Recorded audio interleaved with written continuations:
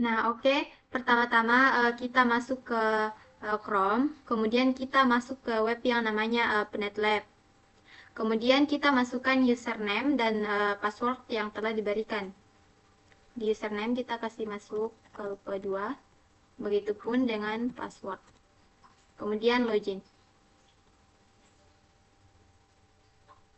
Tampilan masuknya seperti ini.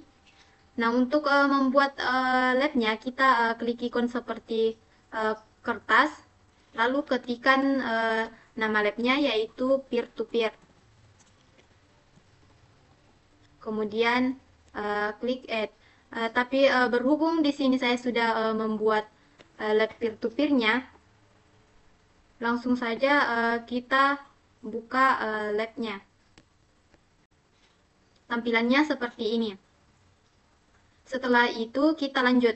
Pada tampilan seperti ini, kita klik kanan, lalu pilih Note. Kemudian pada Note ini, kita pilih Windows.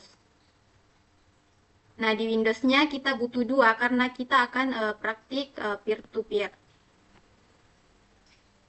Kemudian nama kita ganti jadi PC. Lalu kita save.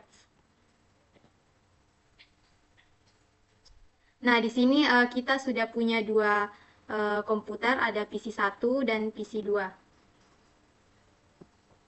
Di sini kita tarik kabel dari PC 1 ke PC 2.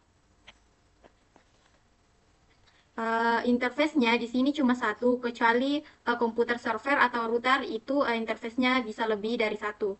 Kemudian kita langsung save. Setelah itu kita nyalakan kedua PC-nya.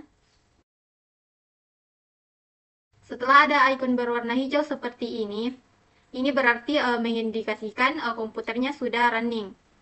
Kemudian di PC 1 kita klik 2 kali, begitupun di PC 2.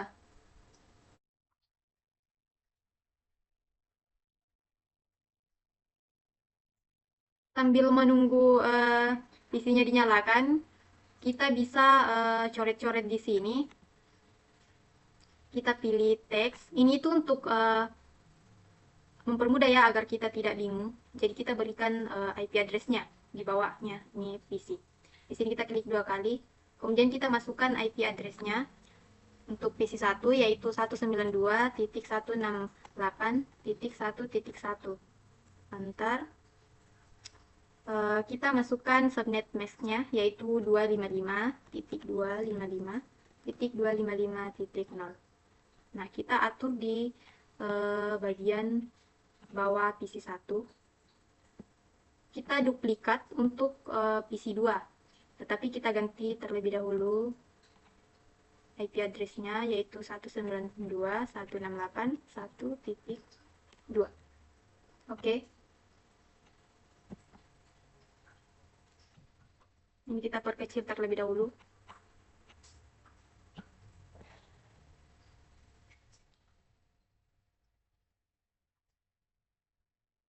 Nah, setelah sudah terbuka seperti ini, kita lanjut setup di PC 1, masuk ke control panel, kemudian masuk di view network status and task, pilih change adapter setting. Di sini kita klik kanan lalu pilih properties. Kemudian kita pilih IP version 4. Properties. Kita klik use the following IP address untuk memasukkan IP address-nya. Kita masukkan 192.168.1.1. Untuk subnet mask-nya cukup kita klik 2 kali, maka akan muncul otomatis, yaitu 255.255.255.0. Kemudian OK. Selanjutnya kita ke PC 2. Di sini kita lakukan sama seperti di PC1. Masuk ke control panel. Network status. Change adapter setting. Kemudian klikkan properties.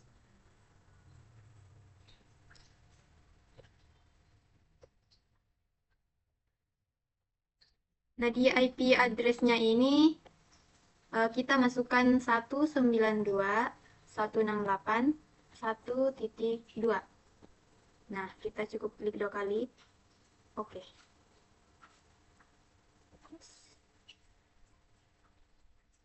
Setelah itu, kita cek apakah kedua PC ini sudah terhubung dengan menggunakan tool namanya itu ping.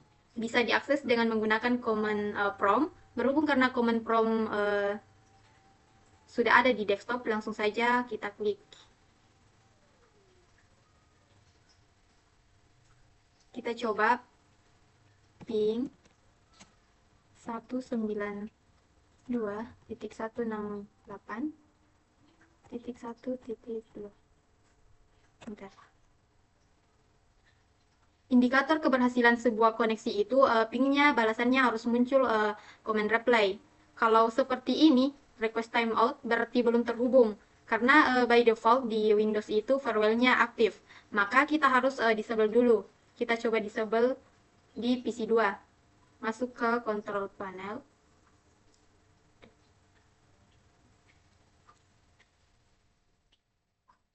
Masuk ke System and Security.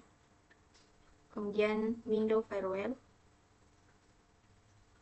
Kalau hijau seperti ini, berarti masih aktif. Cara off-nya, kita pilih ini, turn window firewall on or off. Di sini dia turn off kan, keduanya, kemudian oke. Oke, sudah ada tanda silang, berarti dia sudah off. Lalu kita coba ping kembali. Di sini sudah replay, artinya sudah dapat balasan dari PC sebelah. Kemudian kita masuk ke PC 2, lalu kita ping ke PC 1. Masukkan ping 192.168.1.1. Nah, ini juga belum bisa karena by default Windows firewall-nya masih aktif. Maka kita harus nonaktifkan. Di sini kita pakai command T agar pingnya running terus.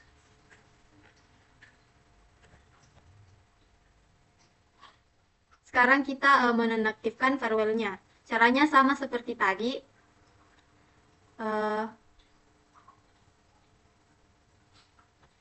Kita masuk ke sini.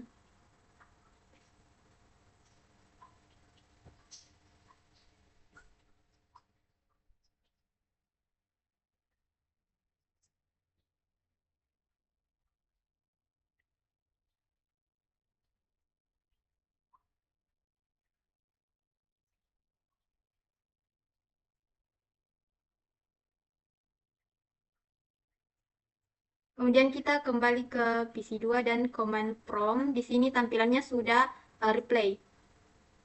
Nah, sekarang kita akan sharing data file yang ada di PC 1.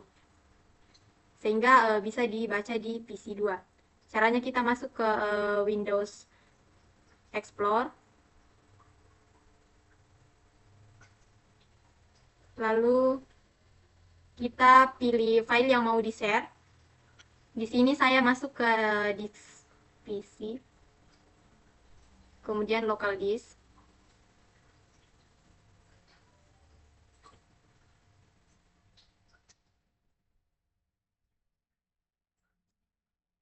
Lalu kita masuk ke user.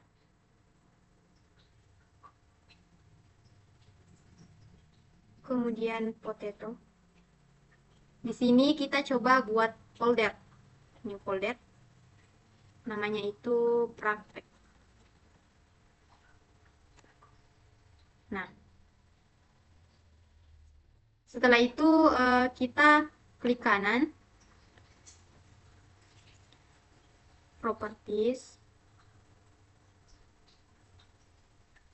Di sini ada tab sharing.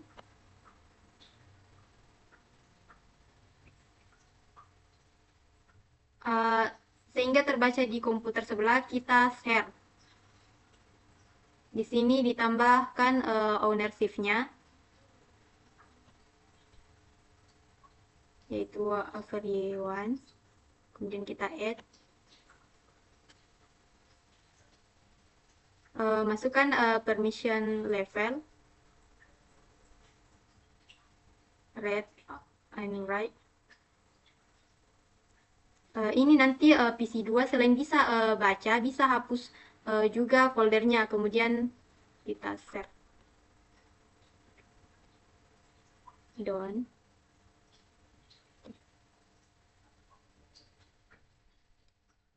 Nah, sekarang cara aksesnya dari PC2 kita masuk ke Windows Explorer.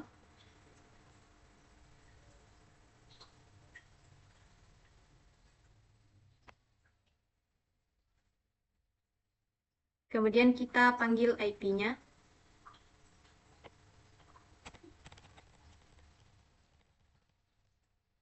Kita masukkan backslash 192.168.1.1.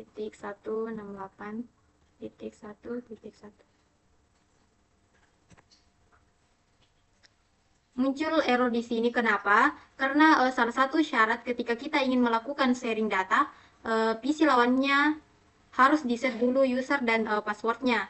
Caranya kita masuk ke control panel di PC1 ya. Kemudian masuk ke user account.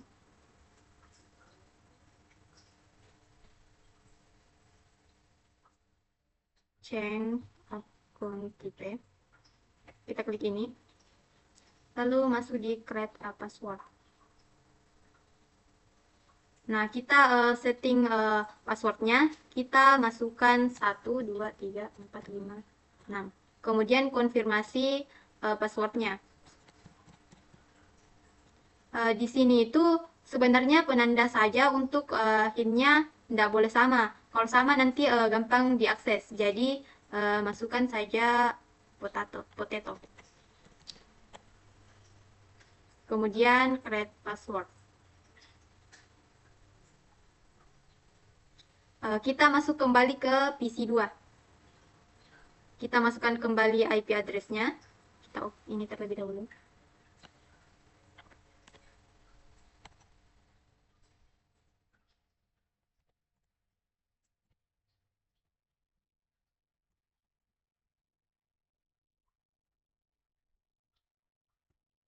Nah, oke, di sini kita masukkan username dan passwordnya. Kita masukkan username potato. Passwordnya itu 12345. Kemudian oke. Di sini sudah muncul user. Kita buka. Setelah itu potato. Nah, otomatis juga ada prakteknya di dalam. Pada saat saya ubah folder di PC1 di sini, kita ubah jadi praktek 1.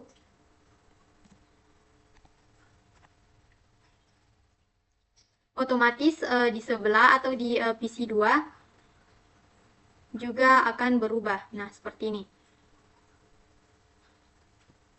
Selanjutnya di PC1 kita coba memindahkan gambar ke praktek 1. Misalnya gambar di store.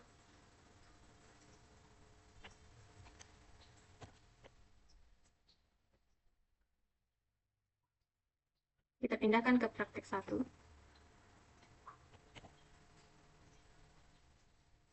Oke. Nanti di PC2 ini juga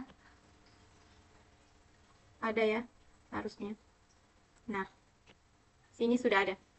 Nah, sekianlah praktik peer-to-peer Kemudian lanjut untuk membuat NAT atau Network Address Translation. Klik kanan, pilih Network, terus di Network kita pilih type-nya NAT, kemudian ganti namanya jadi modem internet.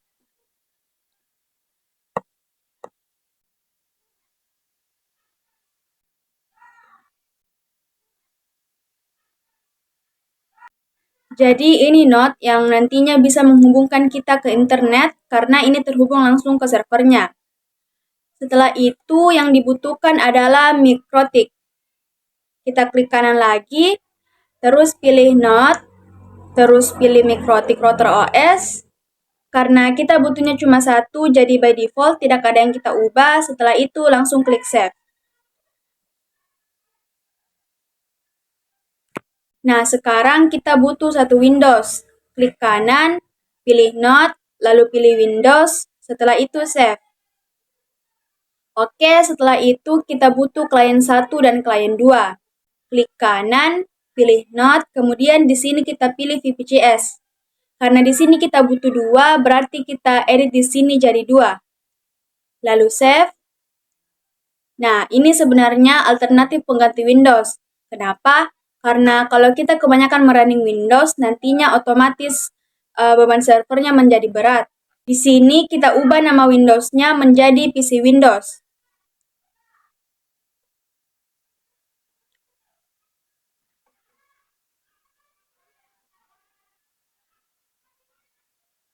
Kemudian untuk VPCS 5, ubah namanya menjadi PC 1.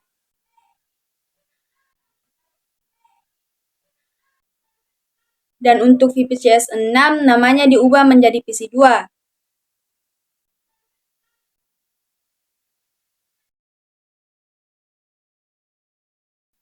Kemudian kita tarik kabel untuk menghubungkan NAT-nya. Nah, mikrotik di Ether 1 itu dihubungkan ke modem internet. Untuk mikrotik ini ada 4 Ethernet yang dia punya, jadi ada 4 port. Untuk Ether 1 dicolok ke modem internet. Untuk PC Windows di sini kita pilih Ether 2. Selanjutnya PC 1 kita pilih Ether 3. Dan terus untuk PC 2 kita pilih Ether 4.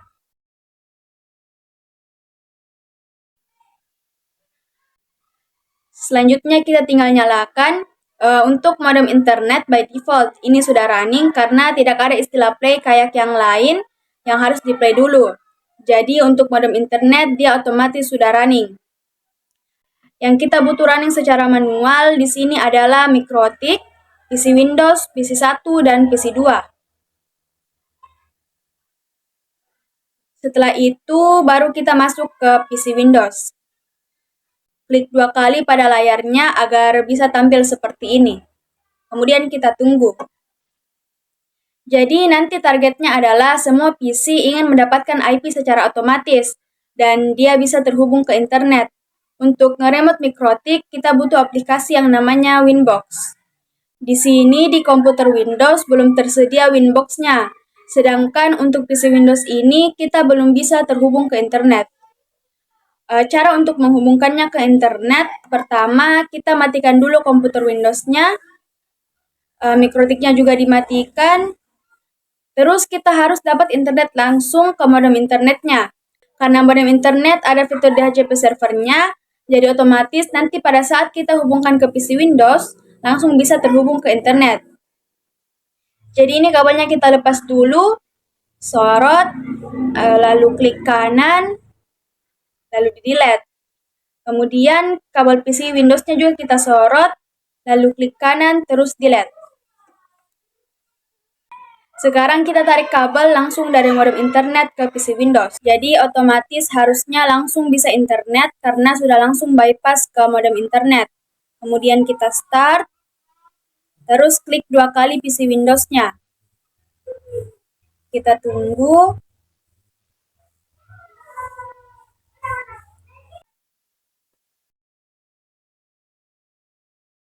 Oke, ini Windows-nya sudah selesai booting. Kalau muncul notifikasi seperti ini, kita klik yes. Kalau error seperti ini, kita cancel saja, boleh di cancel, boleh di oke. Perhatikan sudut kanan bawah untuk internetnya, di sini statusnya sudah connect. Di sini kita butuh Winbox untuk bisa mengkontrol mikrotiknya. Kita masuk ke Google Chrome.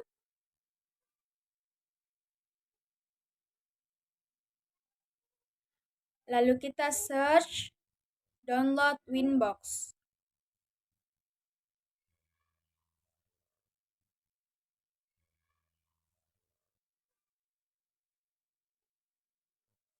Nah, terus kita masuk ke situs resminya.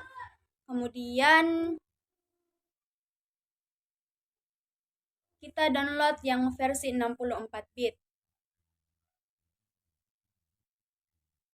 Kita menunggu sampai Winbox-nya selesai terdownload.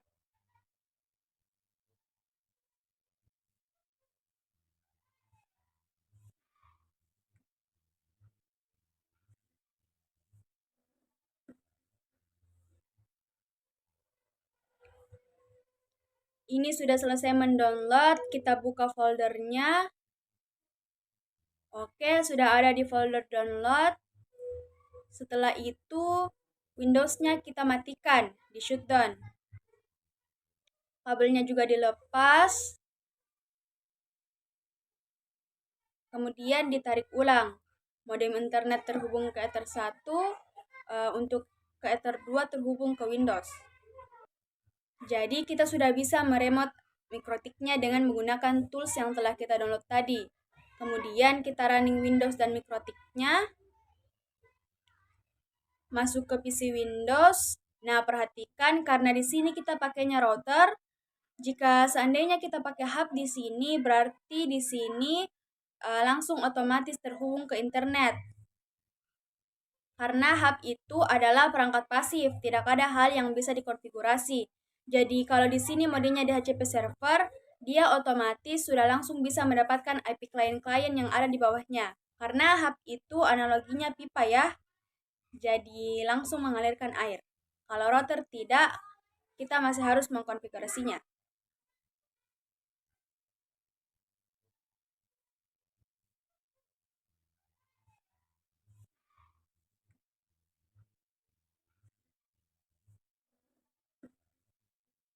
Nah, di sini kita belum terhubung ke internet. Yang pertama kita lakukan adalah mengkonfigurasi mikrotiknya terlebih dahulu. Kita buka tool Winbox yang sudah di-download tadi.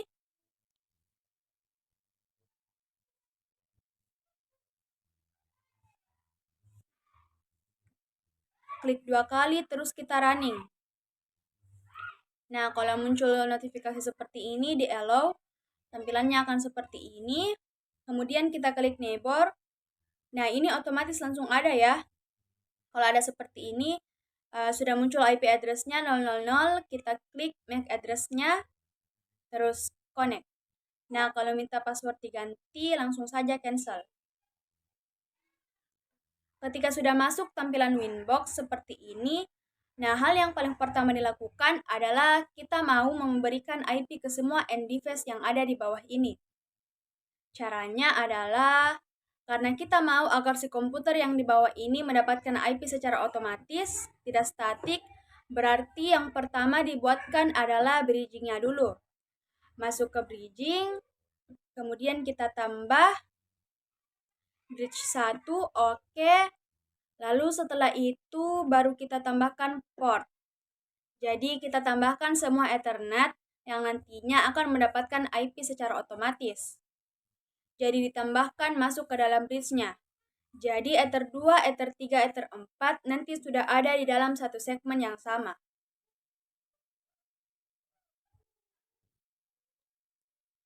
Nah, untuk Ether 1 kita tidak masukkan karena kan ini source internet. Jadi Ether 1 kita skip, langsung yang didaftarkan Ether 2. Terus klik OK. Nah, kalau kembali ke tampilan seperti awal, ini dia wajar ya, karena dia terhubung ke MAC address-nya, bukan IP address. Connect ulang.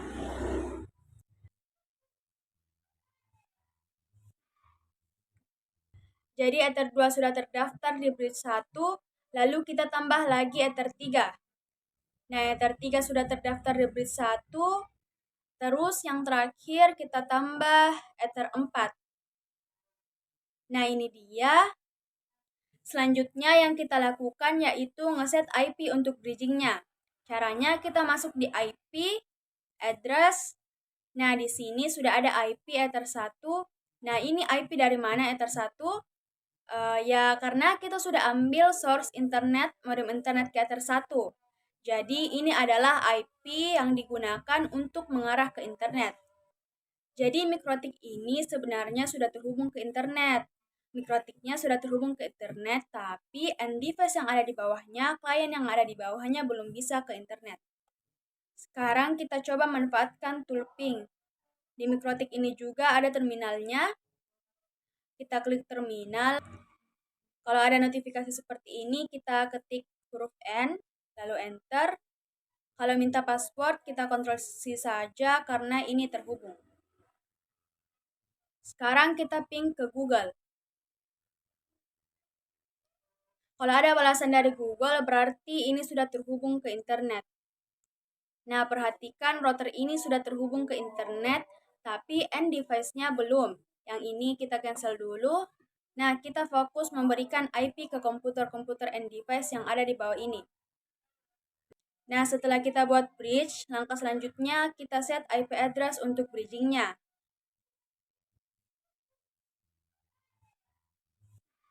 IP-nya adalah 192.168.1124. Nah, interface yang dipilih adalah bridge 1. Nah, oke, bridge 1 itu IP-nya 192.168.11. Nah, ini akan jadi gateway nanti untuk terhubung ke internet. Nah, untuk langkah selanjutnya adalah biar semua komputer yang ada di bawah ini mendapatkan IP. Setelah kita ngeset IP di bridge-nya, kita lakukan lagi yang namanya konfigurasi DHCP server. Nah, menunya itu ada di IP. Terus masuk ke DHCP server. Kita klik tombol DHCP setup. Jadi tombol DHCP setup ini adalah wizard. Wizard memudahkan. Jadi kita tinggal klik, next, dan beres. Nah, kita klik DHCP setup-nya. Terus perhatikan DHCP server interface pilih yang mana. Ingat bahwa tadi kita sudah buat bridge. Di bridge yang akan kita lakukan action DHCP server. Setelah itu kita klik next. Nah, untuk ini biarkan default. DHCP networknya biarkan default. Nah, jadi ini nanti kliennya akan mendapatkan range IP sekitaran ini 2-254. Setelah itu kita next. Nah, ini DNW servernya wajib diisi. Ini by default sudah ada di mikrotiknya 84 kali. Terus next, ini time-nya juga biarkan default 10. Nah, oke. Sekarang kita next ke IP Windows-nya. Jika ada notifikasi seperti ini, itu artinya sudah diperingatkan bahwa komputer kita sudah terhubung ke jaringan.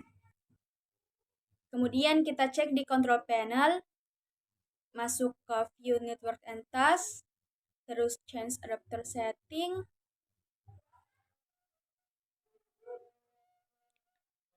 Kemudian klik kanan pada Ether.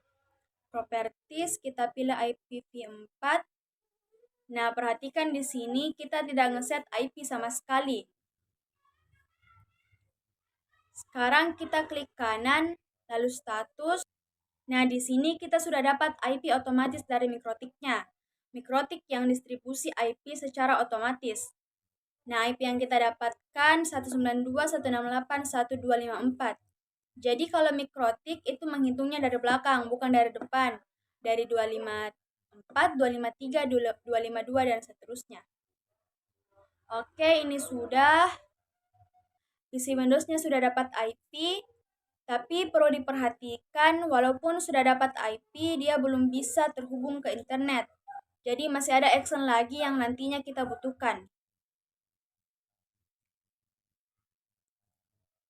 Kita coba ke gateway bridge-nya dulu. Ketik ping 192.168.11.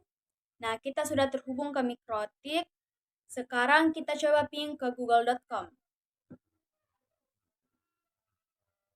Nah, di sini belum bisa terhubung ke internet. Oke, setelah ini kita akan konfigurasi lagi PC1 dan PC2. Nah, untuk VPGS, seperti yang kita bilang tadi, ini alternatif Windows. Kenapa kita tidak pakai banyak Windows di sini? Biar servernya tidak terlalu berat. Nah, sekarang kita coba klik 2 kali di PC1. Nah, perhatikan tampilannya ini command line ya, karena ini base-nya adalah Linux. Cara setting IP, pertama kita buka Google Chrome. Kita search github.com/halikarifin.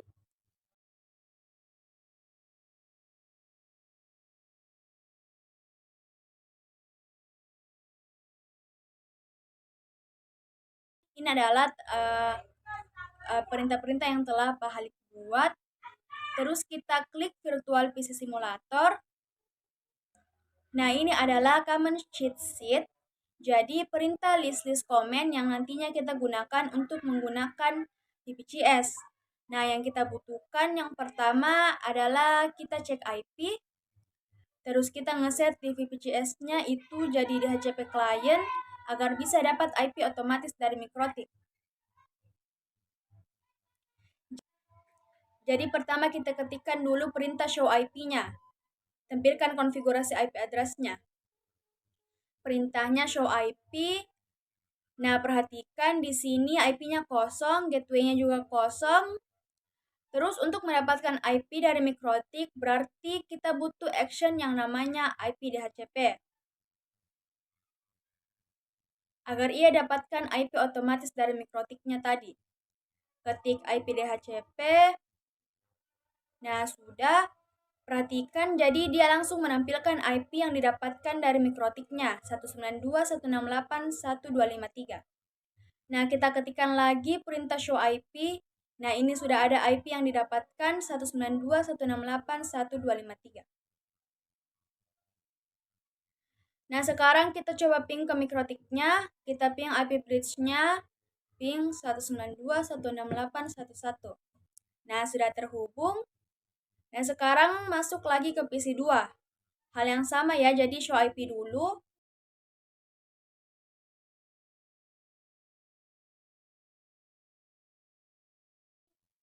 Di sini belum dapat IP, terus kita ketikkan perintah IP DHCP-nya.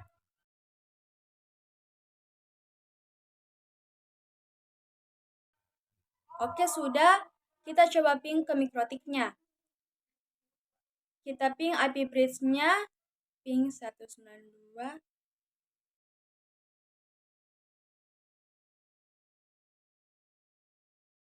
Nah, sudah bisa. Nah, sekarang kita coba ping ke internet. Apakah sudah bisa atau belum? Kita ping ke Google. Ping Google. Nah, ini belum bisa juga ya. Sama dengan Windows yang tadi. Nah, action apa yang kita butuhkan di Mikrotik agar semua end device client yang ada di bawah ini bisa terhubung ke internet? Kita balik masuk ke Winbox-nya, kemudian masuk ke IP, masuk ke menu firewall. Nah, kita butuhkan lagi konfigurasi yang namanya NAT atau Network Address Translation. Cara konfigurasinya setelah masuk di IP firewall, kita masuk di NAT, terus klik tanda tambah. Nah, untuk change biarkan default. Untuk out interface-nya kita lihat Ethernet yang mengarah ke source internet. Nah, ini ada di Ether 1. Setelah itu, hal yang kita lakukan lagi adalah kita pilih action di sini. Nah, action yang wajib kita pilih di sini adalah action yang ini. Setelah itu, kita klik apply, terus OK.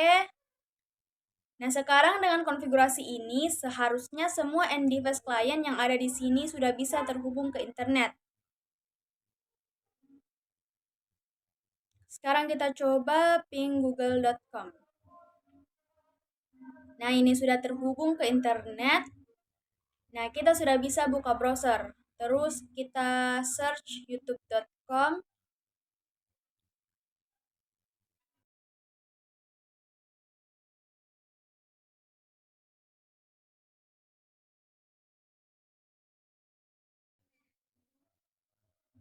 Nah, sudah berhasil.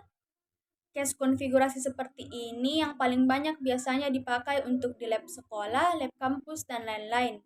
Jadi bagaimana caranya kita mendistribusi IP-nya secara otomatis, terus dia juga nantinya bisa langsung terhubung ke internet tanpa kita harus setting satu-satu IP-nya.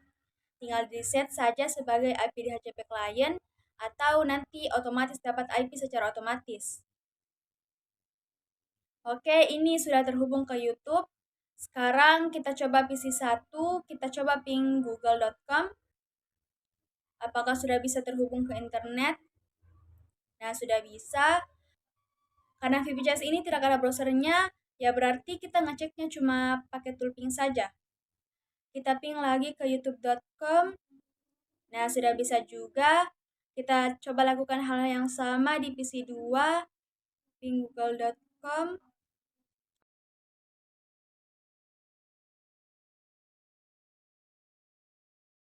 Oke, ping YouTube. Oke, di sini sudah selesai. Jadi sederhana sekali, kita cuma butuh konfigurasi bridging, DHCP server, DHCP client di sisi klien, terus kita konfigurasi NAT agar bisa terhubung ke internet.